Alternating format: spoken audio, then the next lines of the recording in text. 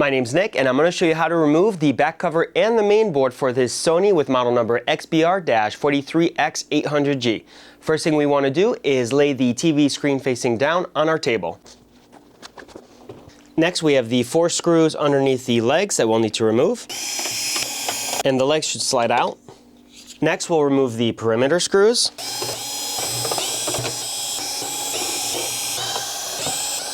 And finally, we have 2 mainboard screws right here. And these are going to be coarse thread, so we'll put those in a separate pile. Now we should be able to gently wiggle the cover up and away. For the mainboard removal, the first thing we'll do is wiggle off the shrouds.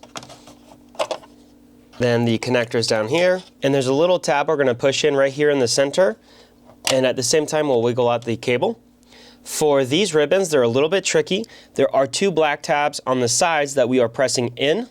So I'll do that with one hand and gently wiggle out the ribbon with the other hand. So over here and over here, and we are pressing those tabs towards each other at the same time as gently wiggling out the ribbon. Now we can remove some of the screws, starting with our tuner screws. Now the tuner we're going to want to completely remove and not keep attached with the board. We'll put that off to the side. And now our main board should be free and clear. There is a silicone pad at the bottom that's a little sticky, so don't yank the board out, just be gentle and wiggle it off. If you're interested in finding out exactly how we fix these main boards, you can check out that video next. If you're interested in sending in your main board for us to fix, we do offer flat rate services which come with a 1-year warranty, and there will be links for that in the video description down below. Thanks for watching.